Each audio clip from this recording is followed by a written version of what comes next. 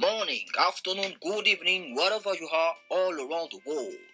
In our African Revolution section, we will talk about African Continental Free Trade Area called Afcfta. My name is Mike Lewis Angelet. Welcome to Ducal Forecast.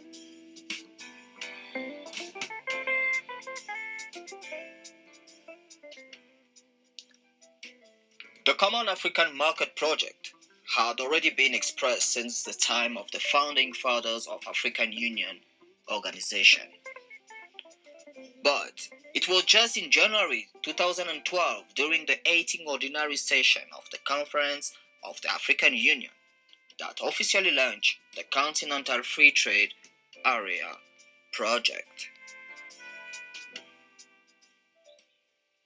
The implementation of the Continental Free Trade Area project is the major challenge of our generation, because its objective is to integrate in long-term all the 55 states of African Union within a single market, bringing together the tripartite free trade area, which is to include the common market for Eastern and Southern Africa, the Southern African Development Community, the East African Community, with other communities such as the Economic Community of Central African State and the Economic Community of West African State.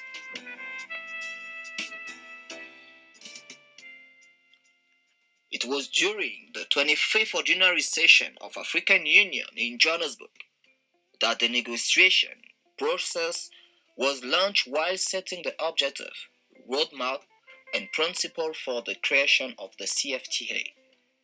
Then at Kigali Summit in March 2018, 44 countries have signed while other countries have reservation and are struggling to join the project, such as Burundi, Namibia, Nigeria, Eritrea, and Sierra Leone. Because it must be said, the challenge is great and involves enormous risk. The situation of many African countries does not always bode well to inspire confidence in such continental gathering.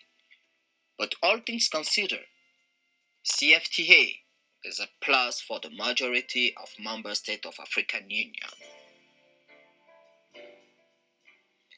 Afcfta offers a unique opportunity for countries in the region to competitively integrate into the global economy, reduce poverty, and promote inclusion. Although Africa has made substantial progress over the past decade in raising living standards and reducing poverty, increasing trade can provide impetus for reform that boosts productivity and creation jobs, and thus further reduce poverty. The implementation of the agreement would help lift an additional 30 million people out of the extreme poverty and 68 million people out of the moderate poverty. Real income gained from the full implementation of the deal could increase by 7%, or nearly $415 billion. As African economies struggle to manage the consequences of COVID-19, the Afcfta can provide a natural long-term reform and integration. The Afcfta would significantly boost African trade, especially intraregional trade in the manufacturing sector. By 2035, the total volume of export will increase by almost 29% compared to the status quo. Intracontinental export will increase by more than 81%, while export to non-African countries will increase by 90%. This will create new opportunities for African manufacturers and workers. This is why, in July 2019, in Niamey, Niger, the number of signatory countries increased to 54 countries, with the validation of Nigeria, Benin, etc. Nowadays, Eritrea is the only African country not to have joined the Afcfta, and there is a total of 41 countries that have ratified the agreement.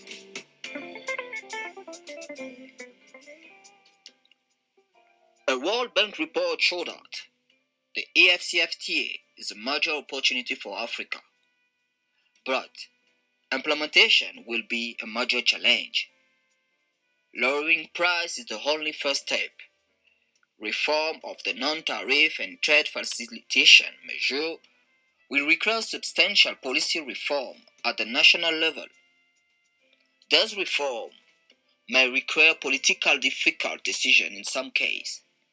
However, the opportunity of the agreement can be used to help policymakers overcome this challenge and implement the substantive reform needed to make Africa as competitive as any region in the world.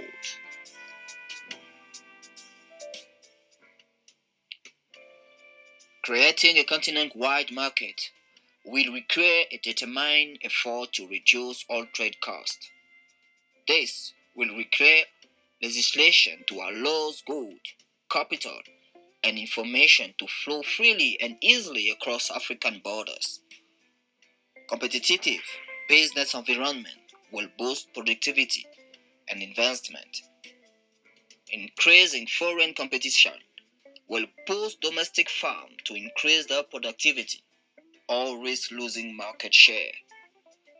For most country business, the best way to increase productivity and increase market share will be to invest in technological capability that will allow them to develop national and regional value chain while taking advantage of the opportunity offered by global value chain. Du calme.